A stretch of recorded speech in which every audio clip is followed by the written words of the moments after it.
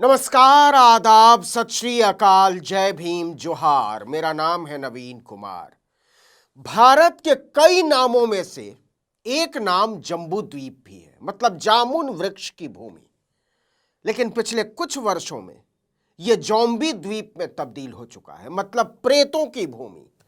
अफ्रीकी लोक कथाओं के मुताबिक जोम्बी मृत व्यक्ति का शरीर होता है जिसे जादू टोने से दोबारा जिंदा कर दिया जाता है और फिर वो वही करता है जो जिंदा करने वाले जादूगर के आदेश पर कोई गुलाम कर सकता है। तो क्या न्यू इंडिया असल में जोम्बी द्वीप में तब्दील हो चुका है और हम सब लोग जिंदा लोग मानसिक गुलामों में जो सही और गलत का भेद भूल चुके हैं? हम सब जादूगर के इशारे पर मृत देहों पर नाचने वाले उस झुंड की तरह तब्दील होते चले जा रहे हैं जिसमें विवेक का अर्थ न्यूनतम होता जा रहा है। वरिष्ठ पत्रकार और राम भक्त रंगबाज जैसी शानदार किताब के लेखक राकेश कायस्थ ने इस क्षेपक को भारतीय संदर्भों में जिस तरह से विस्तार दिया है उसे पढ़े और समझे जाने की जरूरत है कि कैसे हमारी चेतना की शव यात्रा पर विकास का तिलिस्म बुना जा रहा है और हम उस पर मगन होना सीख चुके हैं, एक जोम्बी की तरह। राकेश कायस्थ लिखते हैं कि जम्बू द्वीप में खड़े कर दिए गए जोम्बी द्वीप की बीमारी अब लाइलाज हो चुकी है क्योंकि न्यू इंडिया बन चुका है। इसके प्रमाण ढूंढने की आवश्यकता नहीं है। आपका फैमिली व्हाट्सएप ग्रुप, घर, सड़क, दफ्तर और संसद यानी पूरी कायनात चीख चीख कर कह रही है कि पुराना अब कुछ भी नहीं बचा, सब कुछ नया है और जो है आगे उसे इसी रूप में कई गुना ज्यादा विकृत और विभत्स होना है। नया भारत बता रहा है कि कुछ नया रचना या इसकी कल्पना तक करना एक बकवास किस्म का काम है क्योंकि बनाने का सारा ठेका 150 करोड़ लोगों के देश में सिर्फ एक आदमी ने उठा रखा है। आप न तो उसमें दखल दे सकते हैं और न ही उस पर सवाल उठा सकते हैं। वो जो सोचता है वो महान है, वो जो करता है वो महान है, वो जो देता है वो महान है और यहां तक कि वो जो छीन लेता है वो भी महान है। जैसे नोटबंदी में अपने पैसे पर अधिकार छीन लिया लेकिन वो महान है। कोरोना में सांस लेने का अधिकार छीन लिया लेकिन वो महान है। और तो और एसआईआर के नाम पर गरीब लोगों की नागरिकता का अधिकार छीना जा रहा है लेकिन वो भी महान है। आप मुस्कुरा रहे होंगे लेकिन असल में यह डरावना है।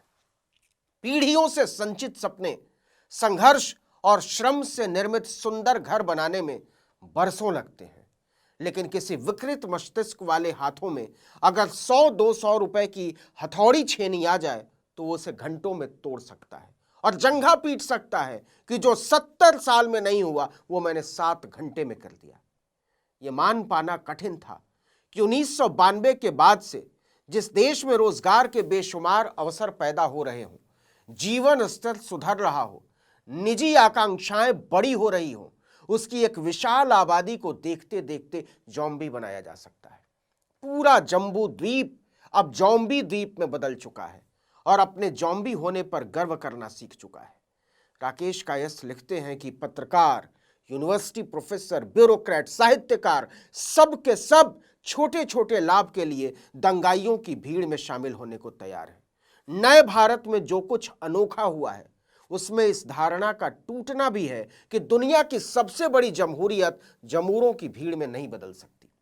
खाते पीते मिडिल क्लास को उस तरह गिनी पिग नहीं बनाया जा सकता जिस तरह किसी जमाने में आइडेंटिटी पॉलिटिक्स करने वाले नेता वंचित समुदायों के लोगों को बना पाते थे। आज ठेके बांटने और कमीशन खोरी की खुली लूट का नाम विकास है।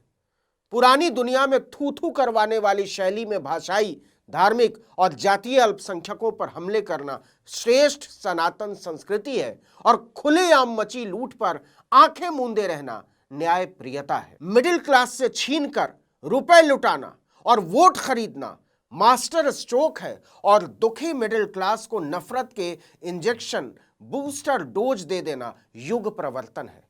इस समय भारत का हिंदू धर्म ऐसे विभत्स और घृणित रूप में दुनिया के सामने है कि इसके वास्तविक अनुयायियों को आने वाले समय में इस बात पर विचार करना पड़ेगा कि वो ठगों के नेतृत्व वाली दंगाइयों की भीड़ में शामिल रहना चाहेगा या अपने लिए उससे कोई अलग पहचान ढूंढना पसंद करेगा। नरेंद्र मोदी लोकमानस से महात्मा गांधी को मिटाने के आरएसएस के पुराने प्रोजेक्ट के सर्वे सर्वा हैं, लेकिन यही मोदी जब विदेश जाते हैं या किसी नैतिक सवाल पर उनकी किरकिरी होती है तो वो चुपचाप जाकर गांधी की मूर्ति के पीछे छिप जाते हैं। यही हाल बाकी श्रेष्ठ सनातनियों का है।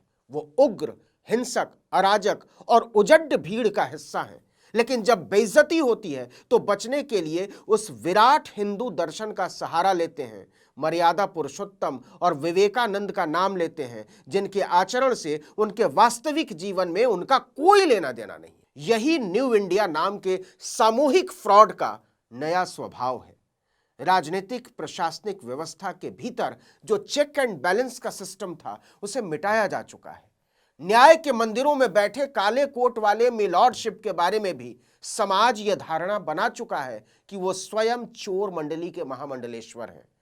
न्याय न हो पाना अपने आप में संकट है, लेकिन न्याय की उम्मीद का ही खत्म हो जाना यह बताता है कि देश मल्टीपल ऑर्गन फेलियर की तरफ बहुत तेजी से बढ़ रहा है। लेकिन जो सबसे बड़े अफसोस की बात है वो ये कि इस स्थिति को मौजूदा हालात में रोकने का सिस्टम तक ध्वस्त किया जा चुका है। संसदीय या राजनीतिक उपचार की जो व्यवस्था इस देश में थी उसे मिटाया जा चुका है। माफ कीजिएगा, लेकिन भारत की स्थिति 1980 के उस पाकिस्तान की तरह हो चुकी है जहां समाज के निचले तबके के लोगों को धर्मांध बनाने का प्रोजेक्ट चलाया जा रहा था।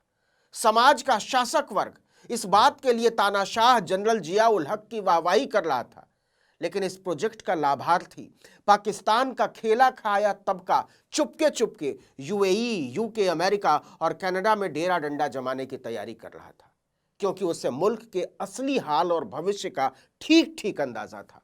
भारत में भी यही हो रहा है। संस्थाएं समाप्त की जा चुकी हैं, राजनीतिक प्रक्रिया अर्थहीन बनाई जा चुकी है। देश एक बहुत गहरे नैतिक संकट में फंसा है और इसका निदान राजनीतिक से ज्यादा किसी बड़े और दीर्घकालिक सामाजिक नैतिक आंदोलन से ही संभव है। लेकिन अफसोस, इसकी उम्मीद दूर दूर तक दिखाई नहीं देती। इसकी वजह है 12 साल पहले इस देश में हुई नैतिकता की एक भयावह ठगी। अन्ना हजारे जैसे सुपारीबाज ठग ने जिस तरह जन आंदोलन शब्द को डिस्क्रेडिट किया है, उसे देखते हुए इस बात की उम्मीद भी कम ही है कि अगर कोई ईमानदार आदमी हिम्मत करके खड़ा भी हुआ तो यह देश उस पर आसानी से भरोसा कर पाएगा। लेकिन इसमें सबसे ज्यादा नुकसान किसका होगा? उनका जिनके पास कोई सोशल कैपिटल नहीं है। दलितों का, पिछड़ों का, आदिवासियों का, अल्पसंख्यकों का, महिलाओं का।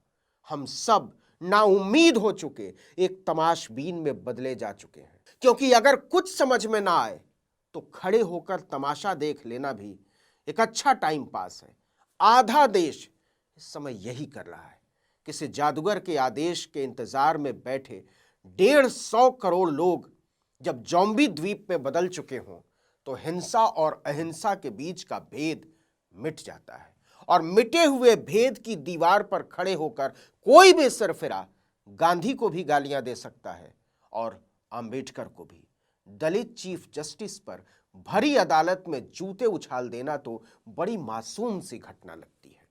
इस वीडियो में इतना ही, लेकिन अगर आपने आर्टिकल 19 इंडिया को अब तक सब्सक्राइब नहीं किया है तो फौरन कर लीजिए, बेल आइकॉन दबाइए, घंटी जैसी आकृति, लाइक कीजिए और कमेंट करके बताइए हमारा वीडियो आपको कैसा लगा। हमारा ट्विटर हैंडल है article19_India और मेरा ट्विटर हैंडल है नवीन जर्नलिस्ट। नमस्कार।